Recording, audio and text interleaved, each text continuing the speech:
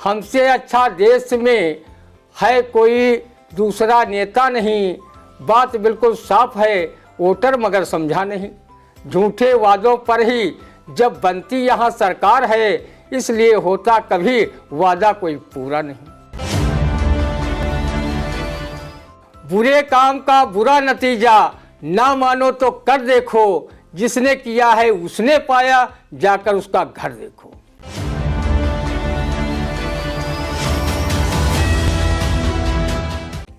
नमस्कार, आपका एक बार फिर स्वागत है आई इंडिया के खास शो रंदा में। मैं हूं पंकज सिंह गौर और हमारे साथ मौजूद हैं वरिष्ठ पत्रकार, रंगकर्मी और साहित्यकार ज्ञान प्रकाश सिंह प्रतीक जी। आपका स्वागत है। हमेशा आप देखते होंगे कि ज्ञान प्रकाश सिंह प्रतीक जी साप्ताहिक रूप से हर रविवार को आपके लिए जो खबरें होती हैं उन पर अपना रंदा चलाते हुए नजर आते हैं। यानी हम लोग बैठ करके खबरों पर जो वास्तविक खबरें होती हैं उन पर टिप्पणियां करते हैं कि हकीकत क्या है, उसको बताने का प्रयास करते हैं। तो बहुत सारे अखबारों की जो सुर्खियां बनती हैं खबरें, उसके पीछे क्या कुछ होता है वो वरिष्ठ पत्रकार ज्ञान प्रकाश सिंह प्रतीक बताते हैं। आज फिर ताज़ा खबरों के साथ मौजूद हैं और शुरुआत करते हैं हम सबसे पहले जो पिछले दिनों सुर्खियां बना, नाले पर कब्जा देख नगर विकास राज्य मंत्री राकेश राठौर गुरु ने चलवाया बुलडोजर। औचक निरीक्षण में शहर की बदहाली देखकर रह गए दंग। ये एक खबर थी जो सुर्खियां बनी, उस पर और रंदा कैसे सोचता है, क्या कुछ कहता है जी। अतिक्रमण की चपेट में तो पूरा शहर है। मंत्री महोदय सिर्फ 2-4 दीवारें गिरवा कर अगर सीतापुर नगर को अतिक्रमण मुक्त समझने लगे हो तो समझते रहो, अच्छी बात है। लोग कहते हैं आप अतिक्रमण हटवाने में से ज़्यादा दिलचस्पी नहीं दिखा रहे थे, बल्कि विपक्षी कार्यकर्ताओं नेताओं को भयभीत करने के लिए, अपना भौकाल टाइट करने के लिए अपने साथ बुलडोजर का प्रदर्शन करवा रहे थे, ताकि आपका भी जलवा कारागार राज्य मंत्री सुरेश राही की तरह जलाल हो जाए और आप उनकी तरह अखबारों की सुर्खियों में आ जाएं। रंदा चाहता है कि सीतापुर नगर स्वच्छ और सुंदर बने, वो अतिक्रमण से मुक्त रहे। नगर विकास राज्य मंत्री जी अगर भौकाल टाइट करने एवं नगर पालिका परिषद के आगामी चुनाव को ध्यान में रखकर बुलडोजर का सहारा लेकर सपा नेत्री गीता सिंह व एक संभ्रांत चिकित्सक की दीवार नाले पर देखकर गिरवाई तो और बात है। वास्तव में सीतापुर को अतिक्रमण मुक्त कराना चाहते हैं तो सबसे पहले भाजपा के कई मानियों के दुकानों व मकानों पर भी बुलडोजर चलवाइए, जिन्होंने वर्षों पूर्व नाले पर आलीशान भवन व दुकानें बना रखी हैं। मंत्री महोदय उन भवनों पर भी बुलडोजर चलवाइए जो धनाढ्य वर्ग के लोगों, ठेकेदारों, नेताओं ने नाले पर अपने बिजनेस कॉम्प्लेक्स बिना नक्शा पास कराए बनवा रखा है। यही नहीं, उन्होंने अपने बहुमंजिला व्यवसायिक भवनों में पार्किंग की सुविधा भी नहीं रखी है। राजा कॉलेज के पीछे बनी पूरी कॉलोनी ही सिंचाई विभाग की ज़मीन पर बनी है। सराय नदी के दोनों किनारों पर भूमाफियाओं ने कब्जा कर जमीनें मकानों हेतु बेची हैं, उन पर भी बुलडोजर चलवाइए मंत्री महोदय। तभी आपका और रंदा दोनों का न सिर्फ भौकाल ही टाइट होगा, बल्कि आपको लोग जनप्रिय के साथ न्यायप्रिय नेता व मंत्री नगरवासी मान लेंगे। मंत्री जी, ये सीतापुर नगर आपकी सदर विधानसभा क्षेत्र का शहरी हिस्सा है। आप मोहल्ला दुर्गापुरवा में निवास करते हैं। आपको नगर की बदहाली क्या अब औचक निरीक्षण में ही दिख रही है? वैसे जब आप शहर में निकलते हैं तो क्या आपको दिखाई नहीं देती ये बदहाली? ये अपने आप में आश्चर्य की बात है।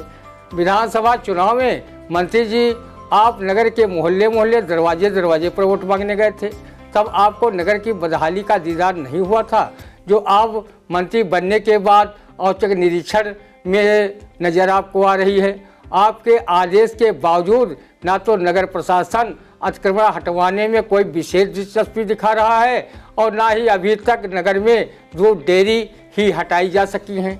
पालतू पशुओं के मलमूत्र से नालियों में जहां सड़ांध उठ रही है, वहीं मच्छर जनित मलेरिया, फाइलेरिया और डेंगू से लोग प्रभावित होकर अस्पतालों की सेवाएं ले रहे हैं और दवाओं में अपनी जमा पूंजी खर्च कर रहे हैं।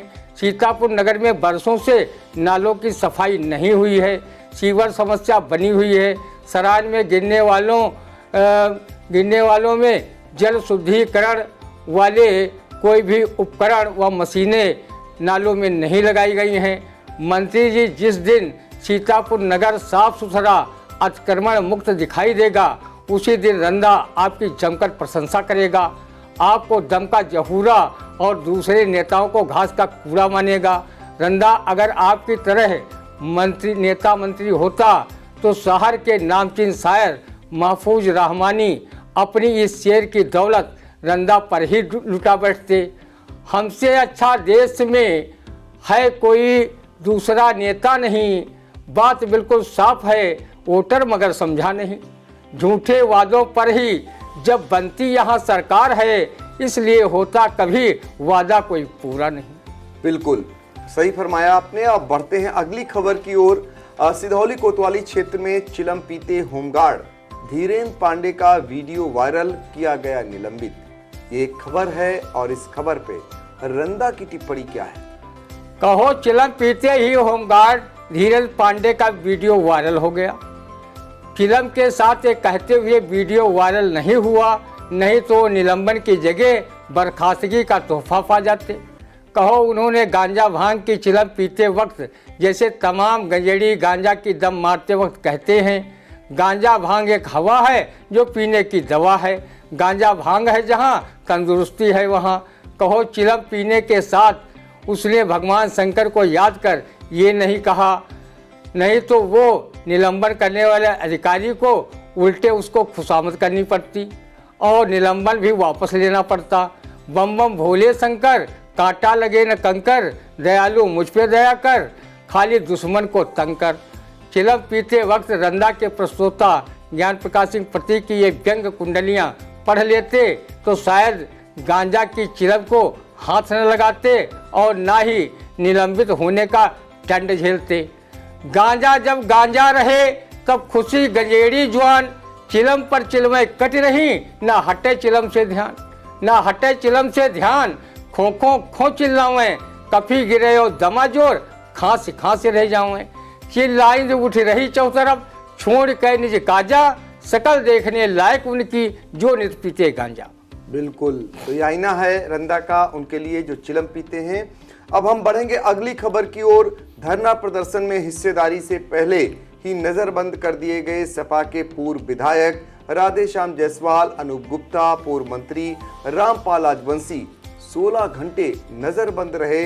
सपा के विधायक अनिल वर्मा व एमएलसी जासमीर अंसारी आवास पर ही पुलिस की निगरानी में रहे दोनों सपा नेता। ये खबर सुर्खियां बनी पिछले सप्ताह और इसी सप्ताह, और इसके बाद रंदा का क्या कुछ कहना है, आइए जानते हैं। जब सपा जैसी उत्तर प्रदेश की सबसे बड़ी विपक्षी पार्टी का ये हाल है तो छोटी पार्टियां जो पिद्दी न पिद्दी का शोरवा है, वो बेचारी क्या करें जिनके पास एक भी विधायक नहीं है। सीतापुर जिले में कम से कम सपा का आंसू पूछने वाला एक विधायक व एक एमएलसी है। छोटी पार्टियों की दशा तो ये कहावत सिद्ध करती है कि कहीं पर करो सिंगार पिया मोरे आंधर। जब मोहम्मद आजम खान, विधायक साजिल इस्लाम व सांसद एमटी हसन जैसे लोगों पर शासन का शिकंजा कसा, तब ना तो कोई उनके कथित उत्पीड़न को लेकर सपा ने कोई प्रदर्शन व धरना नहीं किया। अब 2024 के चुनाव नज़दीक आ रहे हैं और नगर निकाय के चुनाव सिर पर हैं, तब अखिलेश व उनकी सपा मंडली को महंगाई जैसे ज्वलन समस्या पर धरना प्रदर्शन की रस्म अदायगी याद आई है और धरना प्रदर्शन के पहले ही सफाई घरों में कथित रूप से नज़रबंद हो गए हैं। सफाइयों को भी मालूम है कि अगर योगी सरकार में धरना प्रदर्शन किया तो पुलिसिया डंडे का प्रसाद अवश्य चखना पड़ेगा। अभी तक जितनी भी पार्टियों व संगठनों ने लखनऊ जाकर धरना प्रदर्शन घेराव किया है, उन्हें पुलिसिया लाठीचार्ज का आनंद उठाना पड़ा है। कहो घर में ही नज़रबंद हो गए। धरना प्रदर्शन करने सड़क पर उतरते तो पुलिसिया लाठीचार्ज का आशीर्वाद तो पाते ही ऊपर से कई केस भी तोहफे स्वरूप प्राप्त होते। सपा बसपा से अच्छी तो रालोद व कांग्रेस है, जिसके आंसू पोंछने भर के विधायक पूरे उत्तर प्रदेश भर में नहीं हैं। फिर भी वो छोटे मोटे धरना प्रदर्शन व ज्ञापनबाजी जन समस्याओं को लेकर किया करते हैं। बिल्कुल सही फरमाया। और यही हाल विपक्षी दलों का अब हो गया है, खासकर समाजवादी पार्टी का। जिस तरीके से 4 पुलिस वालों ने एक विधायक को नजरबंद कर दिया, आप अंदाजा लगा सकते हैं कि 4 पुलिस वाले और एक विधायक जिसे लाखों लाख लोग वोट देकर चुनते हों और उन्हें आकर नजरबंद कर दे कोई, या इसका आप संदेश साफ तौर पर आपको समझ में आ गया होगा कि कैसे वो अपने आप को नजरबंद करा लेते हैं और फिर फोटो जारी कर अपना भी काम चला लेते हैं। यही देखने को मिल रहा है अब फिलहाल। अब बढ़ेंगे अगली खबर की ओर। 17 जातियों को आरक्षण का मुद्दा प्रमुखता से उठाएगी सपा, ये एक खबर बनी और इसको लेकर रंदा क्या कुछ कहता है। जरूर उठाओ 17 जातियों के आरक्षण का मुद्दा, आपको रोका किसने है। लोकसभा चुनाव संपन्न होने में करीब 1.5 साल का समय बचा है। इसे इतना गर्माओ कि इस मुद्दे से धुआं और चिंगारी साथ साथ निकलने लगे तो आपको चुनावी लाभ थोड़ा बहुत जरूर हो जाएगा। 2 बार सपा बिंद कश्यप निषाद सहित 17 जातियों का प्रस्ताव बनाकर अनुसूचित जाति में शामिल करने हेतु केंद्र को भेजा था और उसका भरपूर चुनाव में लाभ भी उठाया था। अब केंद्र सरकार में इन 17 जाति वाले आरक्षण प्रस्ताव को खारिज कर दिया है। आप लोग इस प्रस्ताव को लागू कराने में संसद से सड़क तक केंद्र सरकार पर दबाव बनाने में असफल सिद्ध हुए हैं। अब लोकसभा चुनाव निकट आ रहे हैं तो फिर से आप आरक्षण का राग अलापने लगे हैं। आज जिन जातियों का SC ST तथा पिछड़े वर्ग में आरक्षण है, वो आरक्षण का लाभ कितना पा रहे हैं, जरा उनके दिल से पूछो। जब सरकारी नौकरियों में जगहें नहीं निकल रही हैं और जो निकल भी रही हैं उनके पर्चे लीक हो रहे हैं, कहीं प्रतियोगी परीक्षाएं ही निरस्त की जा रही हैं, जब सरकारी संस्थान व सरकारी विभाग प्राइवेट हाथों में बेचे जा रहे हैं, तो फिर आरक्षण हो या न हो इससे दलितों व पिछड़ों को कौन फर्क पड़ता है। अगर हिम्मत है तो सरकारी नौकरियों की तरह प्राइवेट नौकरियों में भी आरक्षण की मांग उठाइए, तो शायद आरक्षित वर्ग को इससे फायदा हो जाए। अगर प्राइवेट नौकरियों में आरक्षण न हुआ तो ये 17 जातियां जिन्हें वोट बैंक मानकर सपा SC ST वर्ग के आरक्षण में शामिल कराना चाहती है, तो वो स्वयं सपा से ये कहते हुए हाथ जोड़ लेंगे कि दाया धरो बिलार मूस घर बांटे रही हैं। बिल्कुल सही फरमाया, यही हाल है। फिलहाल अगली खबर की ओर फिर बढ़ेंगे। हमीरपुर के जिला मजिस्ट्रेट डॉक्टर चंद्रभूषण त्रिपाठी गैर अनुसूचित जाति के व्यक्ति को भूमि बेचने की अनुमति देने के मुकदमे में संस्कृत में सुनाया फैसला। ये एक बड़ी खबर आई कि एक IAS अधिकारी जो जिला अधिकारी है और उन्होंने जो फैसला सुनाया वो संस्कृत में फैसला सुनाया। ये अपने आप में नायाब है और इस पर रंदा क्या कुछ कहता है। संस्कृत में मुकदमे का फैसला सुनाने के लिए रंदा संस्कृत व संस्कृत प्रेमियों की ओर से हमीरपुर के जिला मजिस्ट्रेट डॉक्टर चंद्रभूषण त्रिपाठी को हार्दिक बधाई देता है कि ऐसे ही अधिकारी समाज में प्रेरणा के विषय बनते हैं। रंदा सीतापुर जैसे आध्यात्मिक एवं वैदिक रीति रिवाजों के मानने वाले जनपद में देवभाषा कही जाने वाली संस्कृत भाषा की दुर्दशा देखकर ये कहने लगे थे कि इस भाषा का यही हाल रहा तो वो 10-20 वर्षों में विलुप्त प्राय हो जाएगी। शादी विवाह व मांगलिक कार्यक्रमों में वैदिक श्लोक सुनने को रंदा जैसे लोगों के कान तरस जाएंगे। क्या इन कार्यक्रमों में संस्कृत के श्लोकों की जगह अंग्रेजी की पोएम्स सुनाई जाएगी? सीतापुर के अधिकांश संस्कृत विद्यालय महाविद्यालय बंद पड़े हैं, आचार्यों को वेतन तक के लाले हैं। राम राज का सपना देखने वाले उत्तर प्रदेश की योगी सरकार आजकल संस्कृत विद्यालयों की दुर्दशा को सुधारने में कोई अभिरुचि दिखाने के बजाय अपना वोट बैंक पक्का करने के लिए मदरसों का सर्वे करवाकर उसे दीनी तालीम के साथ दुनियावी तालीम दिलाने का दावा करती घूम रही है। संस्कृत विद्यालयों में पढ़ाने वाले शिक्षक आचार्य किस हाल में हैं, उन्हें वेतन मिल रहा है या नहीं, उनके परिवार वेतन के अभाव में भुखमरी के कगार पर हैं। आखिर एक एक करके संस्कृत विद्यालयों में ताले क्यों लगते जा रहे हैं। देवभाषा कही जाने वाली संस्कृत भाषा का हाल बेहाल करने के पीछे आखिर सरकारी मंशा क्या है। लगता है कि भारतीय संस्कृत के वाहक रहे संस्कृत विद्यालय जब विलुप्त हो जाएंगे तो देवी देवताओं की आराधना लोग संस्कृत श्लोकों की जगह क्या अन्य भाषाओं में गद्य पद्य के रूप में करेंगे।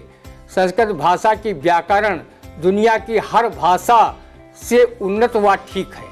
मुगल सम्राट शाहजहां के बड़े पुत्र दारा शिकोह को संस्कृत भाषा न सिर्फ प्रिय थी बल्कि वो उस समय का सबसे बड़ा संस्कृत का विद्वान बन चुका था। आज पूरे भारत में सिर्फ तमिलनाडु राज्य से संस्कृत का एक अखबार प्रकाशित होता है तथा लखनऊ आकाशवाणी से 5 मिनट का संस्कृत में समाचारों का वाचन होता है। जहां संस्कृत का ये हाल हो वहां जिला मजिस्ट्रेट डॉक्टर चंद्रभूषण त्रिपाठी जैसे विद्वान अपने फैसले संस्कृत भाषा में सुना रहे हों तो उस पर संस्कृत भाषा प्रेमियों को तो गर्व होगा ही। बिल्कुल, और सीतापुर को इसलिए गर्व है क्योंकि डॉक्टर चंद्रभूषण त्रिपाठी सीतापुर में डिप्टी कलेक्टर भी रह चुके हैं, लहरपुर के एसडीएम भी रहे हैं। तो स्वाभाविक है जिनकी नौकरी की शुरुआत हुई हो यहाँ और ऐसे जिला मजिस्ट्रेट ने संस्कृत में फैसला सुनाया तो सीतापुर भी कहीं न कहीं गौरवान्वित हुआ। तो अब हम बढ़ेंगे अगली खबर की ओर। सीतापुर जिले की कई कोटे की दुकानों के पैकेट से निकला घुना चना, चावल में कंकड़ लकड़ी। शिकायत पर अधिकारी जांच की बात कहकर झाड़ रहे पल्ला, कोटेदार भी परेशान, बोले फेंकना पड़ रहा है खराब राशन। ये खबर है और ये सुर्खियां भी बनी। इस पर रंदा की क्या कुछ टिप्पणी है, आइए जान लेते हैं। आखिर कोटे के पैकेट से घुना चना व चावल में कंकड़ पत्थर लकड़ी नहीं निकलेंगे तो क्या पैकेट से हाथी घोड़ा ऊंट निकलेंगे जिस पर बैठकर आप शान से घूमेंगे और अपने आनंद को फ्राई करेंगे। कहो इस भीषण महंगाई में सरकार कोटे के जरिए अंत्योदय व पात्रगृहस्थी कार्ड धारकों को सड़ा घुना व कंकड़ पत्थर लकड़ी युक्त मिश्रित राशन दे रही है तो उसे भी आतापी पातापी बड़वा नलम सब हजम मंत्र पढ़कर उसी तरह हजम कर जाइए जैसे कोरोना काल में मिले अच्छे खराब सब प्रकार के फ्री फोकट वाले कोटे के अनाज को महीने में 2-2 बार लेकर हजम किया था। कोटेदार भाइयों, खराब राशन को फेंकना नहीं, अन्य देवता हैं। कृपा कर इस पितृपक्ष में रंदा को सराधी पंडित मानकर दान कर देना। रंदा व उसके पूर्वज भी इस खराब अनाज को खाकर अपने उदर की पूर्ति कर लेंगे। खराब अनाज रंदा अपने को चौपाया पर समझकर इसका भूसा दाना बनाकर खा लेगा, लेकिन उसके बदले में वो गाय भैंस की तरह दूध देगा, इसकी गारंटी रंदा कतई नहीं लेगा। कहावत है कि भूख न जाने झूठा भात, नींद न जाने टूटी खाट की कहावत को साकार कर खराब राशन रंदा गटकता रहेगा और अपने पेट की भूख को मिटाता रहेगा।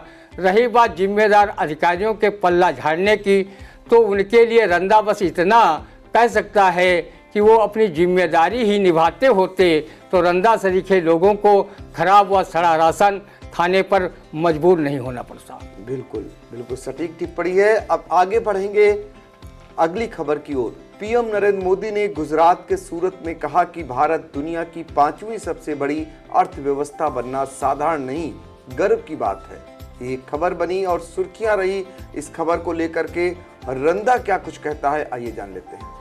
पीएम महोदय, रेल, हवाई अड्डे, बीमा व सरकारी बैंकों की हिस्सेदारी सहित सरकारी कंपनियां बेचने के बावजूद अगर भारत दुनिया की 5वीं सबसे बड़ी अर्थव्यवस्था बन पाया है तो उस पर गर्व आपके पार्टीजन व भक्त कर सकते हैं, पर रंदा सरीखे लोग कतई नहीं करेंगे। रंदा उसी दिन गर्व करेगा जब भारत की सरकारी व सहकारी संस्थाओं को बेचे बगैर अपने उद्योग धंधों, कृषि व उससे जुड़े व्यवसायों के दम पर भारत दुनिया की सबसे बड़ी अर्थव्यवस्था वाला पहला देश बन जाएगा।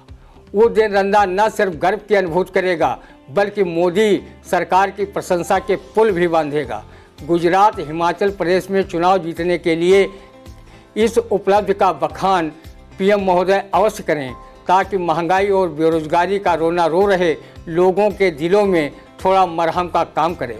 वैसे जो आपने 2014 के लोकसभा चुनाव में 15-15 लाख रुपए देने का वादा की जनता से किया था वो आज तक पूरा नहीं हुआ। बाद में कह दिया गया ये चुनावी जुमला था। रंदा काफ़ी दिनों तक रुपए बैंक खाते में आने का इंतज़ार नदीम सीतापुरी शायर की इस शेर के भावार्थ की तरह करता रहा। शायद कोई हूर स्लिप होकर गिरे इसलिए आंखें गड़ी हैं आसमानों की तरफ। बिल्कुल। तो जो नरेंद्र मोदी ने यानी पीएम ने जो वादे किए थे, अब हर व्यक्ति आसमान की तरफ नजरें गड़ाए हुए है कि कब वादा पूरा करेंगे।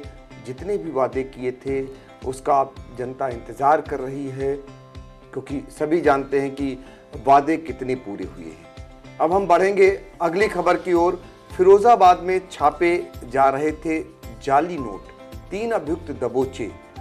ये सुर्खियां बनी एक खबर, इस पर रंदा की टिप्पणी क्या है? रंदा अभी तक जानता था कि फिरोजाबाद चूड़ी व्यवसाय के लिए दुनिया भर में प्रसिद्ध है। ये तो जिला जाली नोट छापने के मामले में भी कुख्यात होता जा रहा है।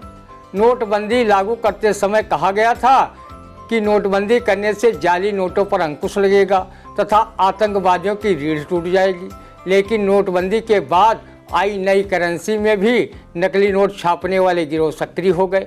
उन पर अभी तक अंकुश नहीं लगा है और फिरोजाबाद जैसी घटनाएं आए दिन सुनने को मिलती हैं। अभी तक आतंकवाद व नक्सलवाद पर भी अंकुश नहीं लग सका है। हाँ, आम गरीब नागरिकों, छोटे व्यवसायियों व रंदा सरीखे मध्यम आय वर्ग वाले लोगों की नोटबंदी के बाद ऐसी कमर टूटी जो अभी तक सही नहीं हो पाई है। महंगाई, बेरोजगारी और छोटे मोटे व्यवसायों के चौपट होने से लोगों की ज़्यादा हालत खस्ता हो गई है। नकली मुद्रा छापकर देशवासियों के साथ धोखाधड़ी करने व भारत की अर्थव्यवस्था को छिन्न भिन्न करने में भूमिका निभाने वाले, नकली नोटों की छपाई करने वाले व उसके सौदागर वास्तव में राष्ट्रद्रोह का काम कर रहे हैं। उन्हें किसी भी हालत में बख्शा नहीं जाना चाहिए, बल्कि उन्हें तो उम्र जेल में उम्र भर सड़ा देना चाहिए ताकि लोग नकली मुद्रा छापने व उसे खपाने की जुर्रत न कर सके। रंदा हमेशा फिरोजाबाद के चूड़ी व्यवसाय का न सिर्फ सम्मान करता आया है बल्कि वह वहां से चूड़ी खरीदकर उन नेताओं व अधिकारियों को पहनाने का कार्य करता रहा है जो शासन की जन कल्याणकारी योजनाओं का धन बंदर बांट कर खा जाया करते हैं और जनता विकास विकास कहकर चिल्लाती रहती है। जनता की समस्याओं पर आंख मूंदने वाले अकर्मण्य व लापरवाह अधिकारी नेताओं को रंदा फिरोजाबाद की बनी चूड़ियाँ पहनाने में अपना कर्तव्य समझता रहा है, क्योंकि ऐसा नेता अधिकारी स्वस्थ लोकतंत्र के लिए नासूर बने हुए हैं। बिल्कुल, बहुत सटीक टिप्पणी। जो लोग ऐसा काम करते हैं, खासकर नकली मुद्रा छापते हैं। अब हम बढ़ेंगे अगली खबर की ओर। युवक से अभद्रता पर झरेखापुर चौकी इंचार्ज अजय सिंह निलंबित, ये खबर बनी और ये सुर्खियों में रही। इस पर रंदा का क्या कुछ कहना है? जस करने तस भोगव ताता, हुए निलंबित तो क्यों पछताता।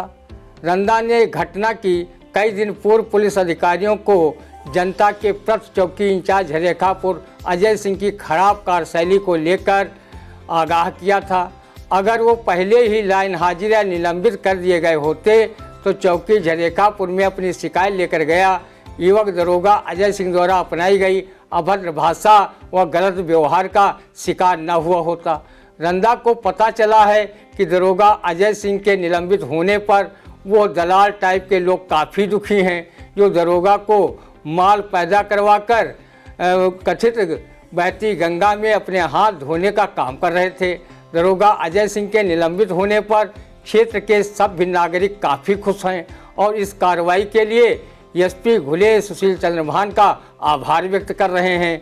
वहीं चंद धंधेबाज उन्हें बहाल कराने के जुगाड़ में सत्ता पक्ष के जनप्रतिनिधियों के चक्कर काट रहे हैं। बिल्कुल, ये अंदर खाने की खबर है। फिलहाल इसमें जो निलंबित हुए हैं दरोगा, उनका पक्ष अभी तक नहीं मिला है। बढ़ते हैं अगली खबर की ओर। सीतापुर जनपद के ग्राम पंचमपुरवा निवासी एवं 18 महीने की मासूम बच्ची से दुष्कर्म करने के आरोपी कल्लू दर्जी को मिली उम्र कैद एवं 50,000 अर्थदंड की सजा। ये ऐसे लोगों के विरुद्ध कोर्ट ने सजा सुनाई है जिन्होंने दरिंदगी की थी मासूम बच्ची के साथ। इस पर रंदा का क्या कुछ कहना है? राम राम राम। रंदा ऐसे कलंकियों, हवस के भूखे भेड़ियों का मुंह तक नहीं देखना चाहता, वो उसे पाप समझता है। ऐसे राक्षसों को मौत की भी सजा मिले तो भी रंदा उस सजा को कम ही मानता है। शहर कोतवाली क्षेत्र के ग्राम पंचमपुरवा निवासी कल्लू दर्जी ने 18 महीने के मासूम के साथ बलात्कार करके सिद्ध कर दिया है कि उसके जैसे वहशी दरिंदे व राक्षस आज भी समाज में जिंदा हैं, जिनकी करनी से पूरा समाज शर्मिंदा है। वो अपने नापाक इरादों से ऐसे जघन्यतम अपराधों को मौका मिलने पर अंजाम देते रहते हैं। रंदा आरोपी कल्लू दर्जी को उम्र कैद व 50,000 रुपये का अर्थदंड की सजा सुनाने वाले विद्वान अपर सत्र न्यायाधीश संतोष कुमार द्वारा दिए गए इस निर्णय का तहे दिल से स्वागत और वंदन करता है। इस मुकदमे की पैरवी करने वाले विशेष लोक अभियोजक गोविंद मिश्रा को भी रंदा बधाई देता है, जिन्होंने कठिन परिश्रम कर मुकदमे के हर पहलू को अदालत के समक्ष साक्ष्य के रूप में प्रस्तुत कर आरोपी को सजा दिलाने में अपनी अहम भूमिका निभाई है। रंदा ने अनुभव किया है कि हर बुरे काम का अंजाम आखिर बुरा ही होता है। तभी किसी कवि ने ये भी कहा भी है, बुरे काम का बुरा नतीजा ना मानो तो कर देखो, जिसने किया है उसने पाया, जाकर उसका घर देखो। बिल्कुल। तो अब रंदा जो आज का विशेष कार्यक्रम आपको दिखाया जा रहा है, इसकी आखिरी खबर की ओर बढ़ते हैं। और ये खबर है सीतापुर जिले में खुदकुशी करने वालों में 70% युवा। ये बहुत ही शोचनीय विषय है, जिसमें 70% युवा आज की डेट में आत्महत्या करते हुए पाए जा रहे हैं। इस पर रंदा की क्या कुछ टिप्पणी है, जानते हैं। गोस्वामी तुलसीदास ने कहा है कि बड़े भाग्य मानुष तन पावा, अर्थात मनुष्य का शरीर बड़े भाग्य से मिलता है, इसे गंवाना ठीक नहीं है। किसी चीज़ में असफल होने का ये मतलब तो नहीं कि अपने प्राण ऐसे ही गंवा दिए जाएं। कोई युवा प्रेम प्रसंग में असफल होने पर खुदकुशी कर लेता है, तो कोई विद्यार्थी अपेक्षा के अनुसार अंक न पाने पर जान देने लगता है, तो कोई युवा बेरोजगारी या धंधा चौपट होने पर जान दे देता है। ऐसे विचार वाले युवाओं को अपना भविष्य अंधकारमय दिखाई देने लगता है। वो समझ ही नहीं पाता कि इस जहाँ के भी आगे और जहाँ है, जहाँ पर संघर्ष व मेहनत करने के बाद भविष्य उज्जवल बनता है। इसकी प्राप्ति के लिए अपना जीवन संघर्ष निरंतर जारी रखना चाहिए। अनायास व बिना गंभीर कारण के आत्महत्या करना न सिर्फ आपकी कायरता को सिद्ध करता है, बल्कि प्रकृति द्वारा दिए गए अनमोल शरीर को नष्ट करना कहाँ की बौद्धिकता है। दुनिया की सर्वश्रेष्ठ रचनाओं में मनुष्य का शरीर है, उसमें हर प्राणी से अधिक समझदार उसका दिमाग ईश्वर ने प्रदत्त किया है। इस संबंध में देश के प्रथम राष्ट्रपति डॉक्टर राजेंद्र प्रसाद ने कहा था, man is a thinking animal of the other bodies who can understand what is right and what is wrong. अर्थात मनुष्य एक सोचने समझने वाला प्राणी है, जो समझ सकता है कि हम जो कर रहे हैं वो सही है या गलत। किसी ने कहा है, जिंदा है तो जिंदगी, जीत पर यकीन कर, अगर कहीं है स्वर्ग तो उतार ला जमीन पर। लगता है कि वर्तमान परिस्थितियों को देखकर युवा वर्ग जल्दी अपना आपा खो देता है और जीवन संघर्ष के बजाय अपनी जान देने पर आमादा हो जाता है। वो अपनी जिम्मेदारियों से भी भागने का तरीका खुदकुशी को बना रहे हैं, जो निहायत गलत है। युवाओं को आत्महत्या करते देख नामचीन शायर रहे आदम गोंडवी ने युवाओं को समर्पित ये शेर लिखा होगा, इस व्यवस्था ने इस व्यवस्था ने नई पीढ़ी को आखिर क्या दिया? सेक्स की रंगीनियां या गोलियां सल्फास की? रंदा की युवाओं से अपील है कि वो आत्महत्या जैसा कायरतापूर्ण कदम न उठाएं। जीवन अनमोल है। जीवन को ऐसे ही खत्म करने से ईश्वर भी खुश नहीं होगा। धार्मिक ग्रंथों के अनुसार आत्महत्या करने वाले प्राणी को मोक्ष नहीं मिलता, उसे प्रेत योनि में लंबे समय तक रहना पड़ता है। इसलिए खुदकुशी करना तो दूर, उसके बारे में विचार तक मन में न लाएं और संघर्ष और श्रम करते रहें। एक दिन तुम्हें अपनी मनचाही मंजिल अवश्य मिल जाएगी। रंदा इस शेर को आत्मसात कर अपना जीवन खुशी खुशी जी रहा है। मुझे मंजिल मिले न मिले इसका मुझे गम नहीं, मंजिल की जुस्तजू में अपना कारवां तो है।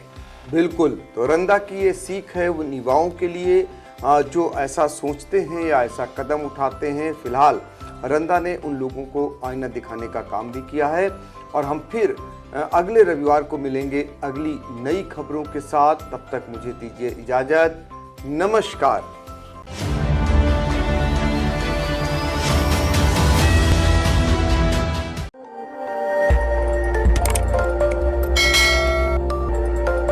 खबर आपकी, नजर हमारी। देखते रहिए आई इंडिया।